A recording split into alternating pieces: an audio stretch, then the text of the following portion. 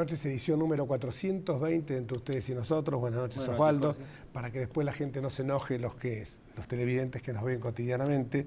Un saludo para Fernanda Radi, María José Moje, Marcela Cosentino, Diego Vichián y Julio Ronald, que habitualmente nos ven y que a veces omitimos de saludarlos y después tenemos alguna reprimenda. ¿Tenés algún saludo que pasar? No en particular. El domingo pasado se celebraron las PASO, ese engendro que se llama primarias abiertas, simultáneas y obligatorias, que prácticamente solamente en algunos distritos no conformaron lo que nosotros habíamos denominado la semana pasada una gran encuesta. Por caso en aquellos donde sí hubo confrontación entre distintos sectores de un mismo espacio político, en la capital de la Ciudad Autónoma de Buenos Aires se vio muy claramente reflejado esto con las elecciones de UNEN y de alguna otra fuerza política como la de Rodríguez Sá. Compromiso Federal. Compromiso Federal, y esto pasó también en algunos otros lugares de nuestro país. Significó, por cierto, una derrota nacional durísima para el gobierno kirchnerista, y que evidentemente atónito no supieron en las primeras horas cómo reaccionar frente a este hecho, que fue mucho más grave el impacto que el que produjo las elecciones del 2009, o sea, la última del 2009, digo bien, las últimas elecciones parlamentarias. Comparado con aquel momento, con aquellos comicios, el oficialismo ha perdido 5 puntos de 31 que había sacado en aquella instancia a 26% que sacó ahora. 26% significa que hay 1 de cada 4 argentinos que está en contra del modelo. Y también que aquella homérica mayoría, aquel homérico número del 54% que parecía blindado ad eternum, hoy evidentemente demuestra que ya ha adelgazado y ya ha enflaquecido notoriamente esos valores que de tanto se jactaba el gobierno nacional de tenerlo. Creo que lo que sintió más el gobierno fue la caída, fue la derrota en la provincia de Buenos Aires, principal bastión que ha tenido siempre el peronismo, y que en este caso, frente a una escisión que se produjo, encabezada por un grupo de intendentes exitosos del conurbano bonaerense, por caso Jorge Macri, Gustavo Posse, Jesús Cariglino y desde luego Sergio Massa, conformaron una fuerza que dentro del espacio peronista, esto hay que destacarlo, le ganó por 6 puntos al peronismo en el lugar que es más caro para sus contiendas electorales. La realidad es aparte que en los grandes distritos, y esto nosotros no era que tuviéramos la bola de cristal porque era bastante lógico que ocurriera, Ciudad Autónoma de Buenos Aires, Santa Fe, Córdoba y Mendoza, fue derrotado ampliamente. Y también lo paradójico es que de los 24 partidos que componen el conurbano bonaerense, algunos de ellos con poblaciones y extensiones territoriales que podrían asemejarse casi, por lo menos en cuanto al aspecto demográfico, a alguna provincia argentina, también sufrieron derrotas importantes, como fue el caso, por ejemplo, de José Cepaz, de Lanús, que eran tradicionales bastiones que respondían al kirchnerismo. Y también en lugares de la geografía de nuestro país, Jujuy, que tradicionalmente había sido desde el 83 hasta acá, siempre habían ganado el gobierno, el peronismo, ahora también sufrió una derrota, igual que en La Rioja muy importante, y en San Juan. Para hablar de todo esto y sobre todo para hacer un análisis de las elecciones, con algo que no se lo quiero robar por más que me permitió utilizar el copyright nuestro invitado de hoy, vamos a hablar de lo que él entiende como una recuperación del equilibrio político, frase que me pareció excelente y que hoy expuso en horas del mediodía en un almuerzo que tuvimos el honor de compartir con justamente nuestro invitado, Ernesto Sanz, senador radical por la provincia de Mendoza y uno de los artífices de este triunfo que ha tenido el radicalismo en esa provincia, sobre todo porque, por más que él no fuera en esta oportunidad candidato, tenemos muy en claro y muy vívido distintas performances que ha tenido en el Senado, no solamente cuando se trataron leyes que él se opuso en forma muy fuerte, muy férrea, sino también en, que lo hemos comentado alguna vez en el programa, uno de los pocos quizás parlamentarios que estudian los problemas con profundidad y que aparte transmiten a la ciudadanía esa sensación de que realmente está haciendo oposición alternativa en serio, con fundamentos, y que no se queda nada más que en la prédica de oponerse al gobierno simplemente porque no comparte muchas de sus políticas, que es un poco lo que tratamos de hacer acá también con Osvaldo, de que si bien estamos en contra de muchas actitudes, particularmente esta suerte de mayoría parlamentaria que hoy tiene el kirchnerismo con una vocación a la confrontación en forma permanente, y este sistema patoteril, caso Moreno, el sistema soberbia de conducirse en una forma totalmente aislada, uno cuando escucha estas voces realmente reconfortan, porque nos están hablando claramente de que hay una alternativa. Y esto no es porque uno esté pensando en que siempre, como si lo hiciera, en contra del gobierno, sino que creo que la alternancia es lo que vivifica, es lo que fortalece a las democracias aquí y en cualquier parte del mundo. Gracias, Ernesto, por acompañarnos hoy. No, al contrario, muchas gracias por invitarme. Y el primer, bueno, ya te lo tiré, lo que dijiste vos hoy del equilibrio. Del equilibrio. Sí, yo vengo diciendo hace mucho tiempo que uno de los grandes males que tiene la Argentina es que su sistema político perdió todo equilibrio con la crisis del 2001-2002. En esa crisis no solamente explotó un sistema económico, que era el de la convertibilidad, sino también explotó un sistema político tradicional, añejo, que nos había acompañado durante muchos años, que era el del bipartidismo, ¿no? El radicalismo, el peronismo, el radicalismo, explotó, y a partir de ahí la reconstrucción del sistema político ha sido muy desigual, muy desequilibrada.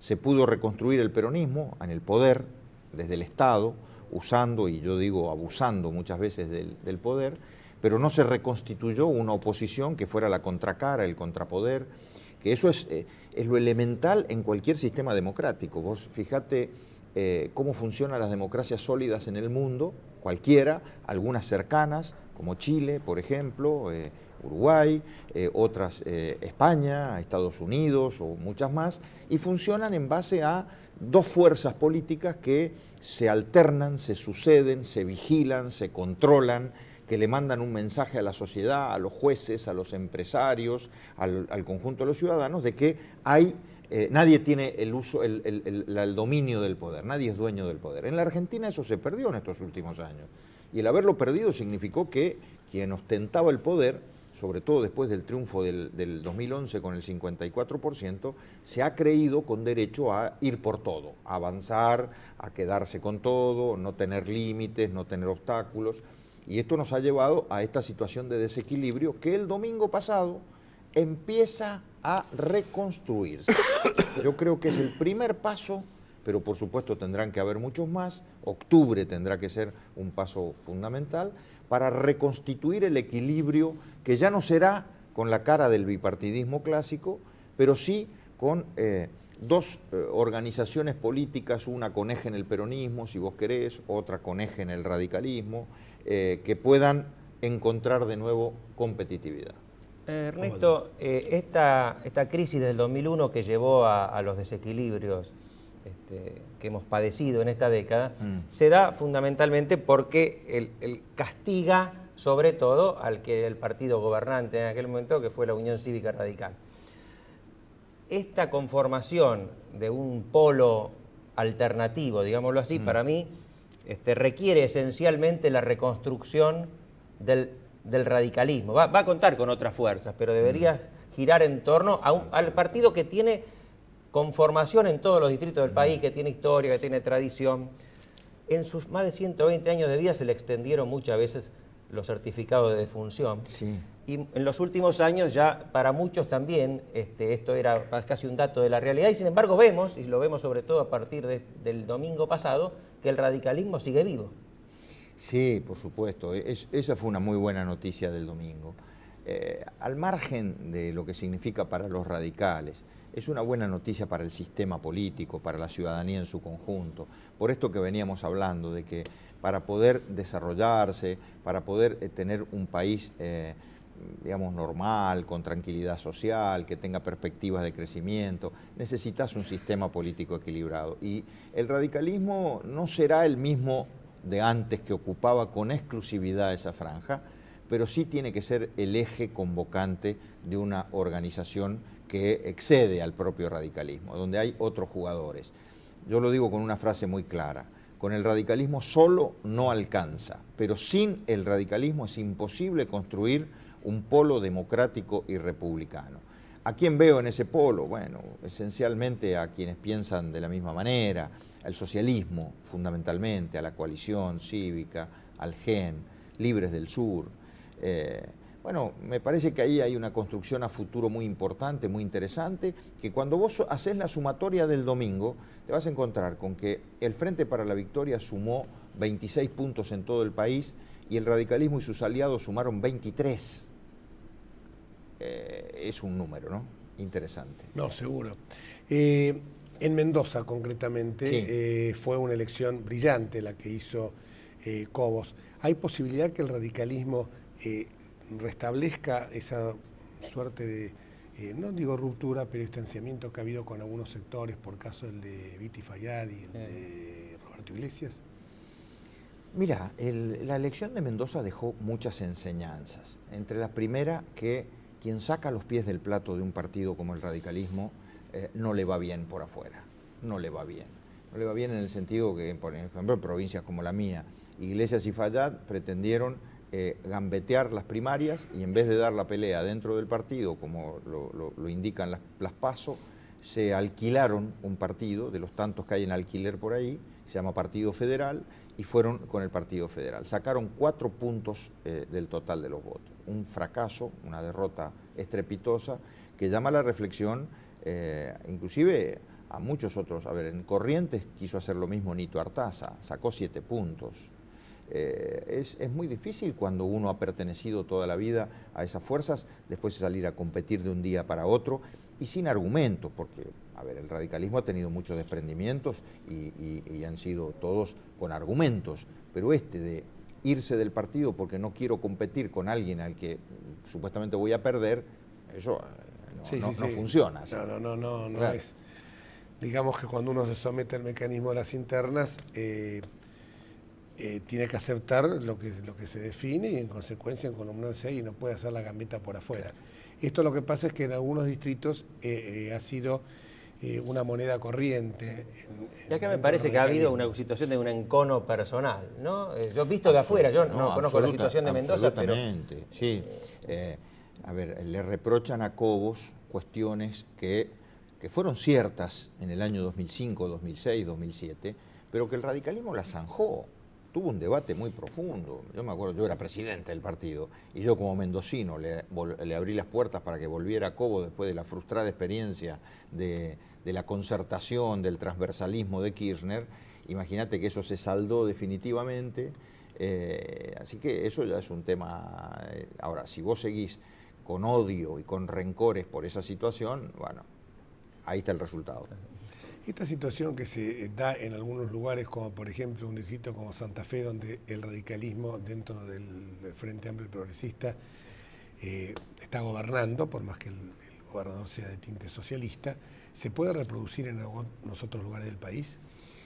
Lo más importante es si se puede reproducir a nivel país. A nivel país. Yo creo que sí se puede reproducir en otras provincias, pero lo fundamental es que ese modelo, que es exitoso en Santa Fe, donde radicales, socialistas y la coalición cívica juntos gobiernan desde hace 6 años, y gobiernan bien, con resultados, con eficacia, con eficiencia, ese modelo creo que es el modelo que hay que construir a nivel nacional. Esto es lo que se viene a partir de octubre en la construcción hacia el 2015. Un modelo donde haya 3, 4, 5 partidos o 6 que tengan un programa común, que mirada a la Argentina hacia el 2015, ese programa no es demasiado descabellado encontrar coincidencias, porque el kirchnerismo va a dejar una Argentina con muchos problemas que va a haber que abordar. Ahí está el programa, resolver esos problemas y generar crecimiento y luego desarrollo. Y por otro lado, reglas de juego. Hay que acordar reglas de juego. ¿Para qué? Para definir lo que siempre se transforma en el obstáculo principal de este tipo de cuestiones, que son las candidaturas personales. En el caso del 2015, nada más y nada menos que la candidatura a presidente de la Nación. Pero hoy es fácil de hacerlo, porque hoy tenés las primarias abiertas, que es una ley, que además está ahí. El ejemplo de UNEN en la capital federal tenés que usarlo a nivel país, y el socialismo tendrá su candidato, que será Wiener. El radicalismo tendrá uno o dos candidatos. Yo estoy peleando. Uno de los cuales creo que tenemos Uno de los cuales creo que tenemos en la mesa, ¿no? Ya, me los empecé a mirar a ustedes y como empezaron a sonreír, se los largué primero. No, si no lo Se largamos puede ver dos nosotros. mendocinos. Dos mendocinos. Fíjate, dos mendocinos peleando, sí. Bueno, y vamos a llegar al 2015 con esa perspectiva. Y ahí la gente define quién será el candidato a presidente. Y no hay drama con eso, y debe ser así. Y mientras tanto vos construiste una opción, le diste confiabilidad, le generaste a la sociedad una alternativa. Mira, lo peor, yo lo dije en el almuerzo en que estuvimos esta mañana, lo peor que puede ocurrir en la Argentina del 2015 es que volvamos a la foto trágica del 2011, en donde el que ganó sacó 54% de los votos, lo cual no está mal, pero le sacó 40 puntos de diferencia al segundo. Así no funciona ningún sistema, así no hay forma. A ver, imagínate la señal que vos le das al resto de la sociedad. Hay alguien que se adueñó del poder, no hay nadie que se lo disputa, nadie que se lo discute, nadie controla, nadie vigila, no hay alternancia, no hay sucesión. Entonces la gente dice, bueno, me someto al que ganó. Acá lo dijimos varias veces, el dato no era tanto el 54, porque otros presidentes obtuvieron cifras similares, como el 40 de diferencia en No, y relación al segundo. el 40 que le sacó el segundo. Es más, fíjate, el 54% es una expectativa absolutamente razonable en el marco de una segunda vuelta, de un balotaje. La Argentina tiene un sistema de balotaje para presidente, que no lo hemos utilizado nunca desde el 83 para acá, ¿no? Bueno, el balotaje está desde el 94 en realidad. Ojalá pudiéramos llegar a un balotaje en el 2015, en el cual en la segunda vuelta compitieran dos fuerzas. Una de ellas, obviamente, tiene que pasar el 50%, suponete llegue al 54%, y la otra se quede en el 46%. Entonces vos sabés que el que tiene 54 tiene legitimidad para poder gobernar y tiene el apoyo social para gobernar. Pero el que tiene 46 está ahí, lo puede suceder, puede el gobierno cambiar. Yo digo, una anécdota histórica y que excede a la Argentina. La importancia de tener dos partidos. Año 2004, España. Venía en la elección presidencial, venía Rajoy, que sucedía a Aznar, venía Rajoy primero. Faltando 3 días para las elecciones, se produce el accidente de Atocha. Se equivoca Aznar. Y por un error, que fue aquella famosa equivocación donde le endilgó a la ETA cuando había sido Al-Qaeda, entonces la gente en 3 días cambió y miró. ¿Quién estaba? El PSOE. El PSOE en 3 días fue gobierno. Eso significa tener dos partidos que puedan ser gobierno en cualquier momento. Vamos a una pausa.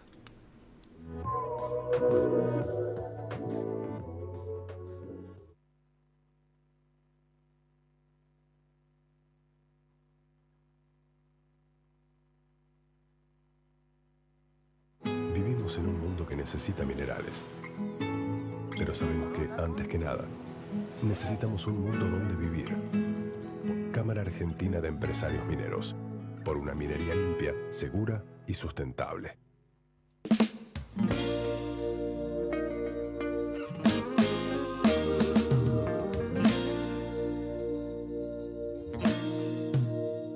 Hace poco más de 2 meses nos comprometimos con vos a mejorar el subte A. Vas a ver cambios, algunos más grandes, otros más chicos.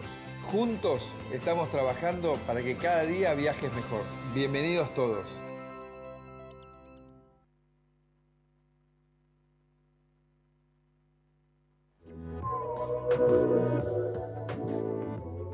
Seguimos haciendo este análisis electoral. ¿Alguna acotación quería hacer, Osvaldo? Yo quería preguntarle un poquito más, ya que venimos de este almuerzo en la Fundación Universitaria del Río de la Plata, y hubo algunos que preguntaron con cierta intensidad, digámoslo así, y en particular repitieron lo que parece un lugar común para los que no conocen mucho lo que ha pasado en el Congreso en los últimos años, y es que no hubo oposición o que la oposición acompañó siempre al oficialismo.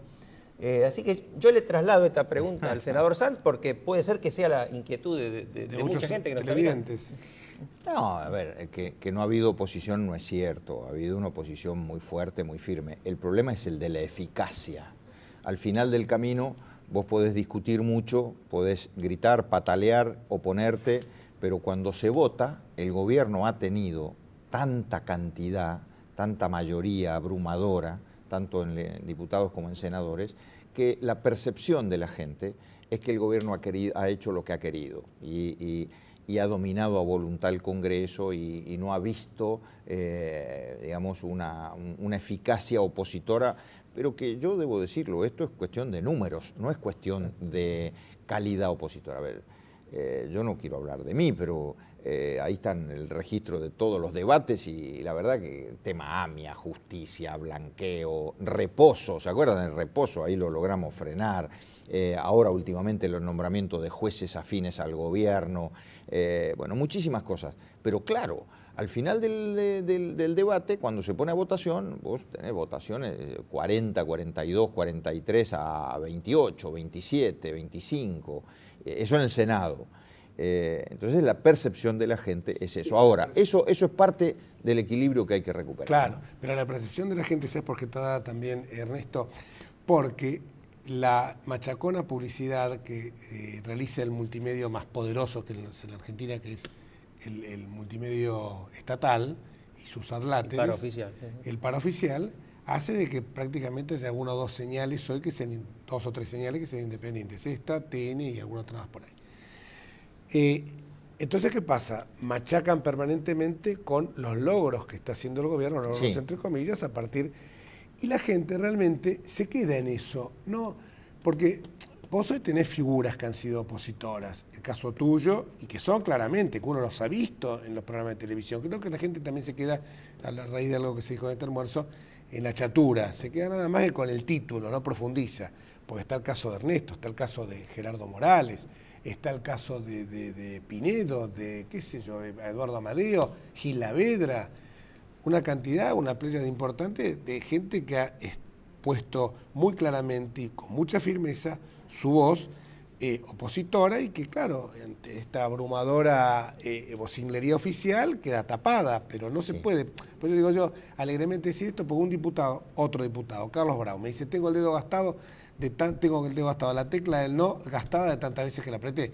Y hoy Ernesto Sanz decía que más del 95% de las veces votó por la negativa. Sí, porque han sido tan descabellados también todos los proyectos del gobierno que uno no tenía opción ni siquiera de proponer alguna modificación. A mí me hubiera gustado no votar en contra y tener la posibilidad de discutir, enriquecer las leyes, mejorarlas, equilibrarlas, cambiar, modificar. Pero cuando a vos te plantean un paquete cerrado, en donde la única opción tenés que decir o sí o no, bueno, la mayoría de las veces uno vota en contra, pero el problema es que al final del camino son muchos más los votos del oficialismo. ¿Y eso por qué?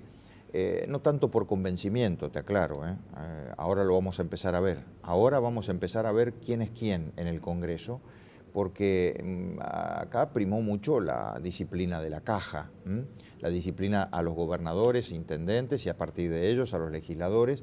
Entonces ha habido mucho voto disciplinado por el unitarismo fiscal desde el gobierno central. ¿No crees que habrá empezado con esto que ocurrió en la provincia de Buenos Aires, pero que se puede trasladar? Y de hecho uno lo advierte en algunas otras regiones del país, esta suerte de poder que está fluyendo desde abajo a partir de los intendentes, como pasó en el conurbano, se vio claramente. Los intendentes que responden a Massa se alzaron contra el gobernador y contra la presidenta. Esto se puede dar en otras partes del país, sobre todo porque hay muchos municipios dentro del país que están siendo gobernados por fuerzas opositoras, caso Hoy del de un dato radicalismo. sobre lo que están diciendo, la verdad que me sorprendió a mí mismo. ¿Cómo es? Pues sabes que, bueno, más de la mitad de las capitales de provincia están gobernadas por radicales. Santa Fe, Córdoba, Mendoza, Neuquén, Resistencia, San Salvador de Jujuy, Viedma, Ushuaia, gobernantes, intendentes radicales. Ahora, el domingo ocurrió un hecho muy importante del cual dan cuenta muy poca gente. Empezó a quebrarse el sistema feudal en muchas provincias. Seguro. Ojo con eso, Jujuy, Formosa, Tucumán, San Juan, Catamarca, Misiones. Ojo con esto porque empieza a generarse un cambio a partir del mal humor social, aún en esas provincias en donde hay mucha presión del gobierno, mucho clientelismo, mucho voto rehén, voto cautivo, y entonces la gente empieza a desbordarse. ¿Y qué es previsible que pase de acá al 27 de octubre? Tanto por el lado del oficialismo como de la oposición. Creo que se va a profundizar la polarización. Esa polarización va a llevar a que el oficialismo, no sé si generará algún voto más, ahí más difícil, porque ahí creo que hay un techo. Pero supongamos que pueda llegar al 30, hoy estaba en el 27, por ahí 26, 27, al 30. Pero va a haber más voto opositor concentrado en una lista. En cada provincia se verá cuál. Pero yo te digo, por ejemplo, en Mendoza. En Mendoza este domingo competían 17 partidos o 17 propuestas con las internas de los partidos. Ahora eso va a quedar reducido a muy poco, y en ese poco que quede reducido, a su vez la gente va a tener un voto útil y va a decir, el que quiera votar oposición, en Mendoza lo va a votar a Cobos, porque ahí está el voto útil de la oposición, por ejemplo. Y así va a ocurrir en muchos otros lugares. Este sistema, yo decía cuando lo veíamos el domingo en los lugares de votación y se abrían las urnas, este sistema del 1.5 de piso me parece acertado a mí, porque vos de esa manera despejás un poco y haces de que no aparezca también algunos que alquilan los partidos, que son y que lo tratan de mantener con un cierto caudal electoral mínimo. ¿Y sabés qué otra? Los que están afiliados a un partido político no pueden armar kioscos para ir por afuera. Exactamente. Si vos haces la compatibilización, el 1,5 con esto otro, empezás a generar un esquema de partidos fuertes. Muchísimas gracias, Ernesto. Quisimos concentrarnos más que nada en lo que había pasado dentro del país en general y dentro de la Unión Cívica Radical. Nos quedaron muchas cosas, la performance del PRO en la Ciudad de Buenos Aires con Gabriela Michetti, una suerte de apoyo a la gestión del jefe de gobierno, Mauricio Macri. Y nos vamos hasta el próximo martes, si Dios quiere. Chao.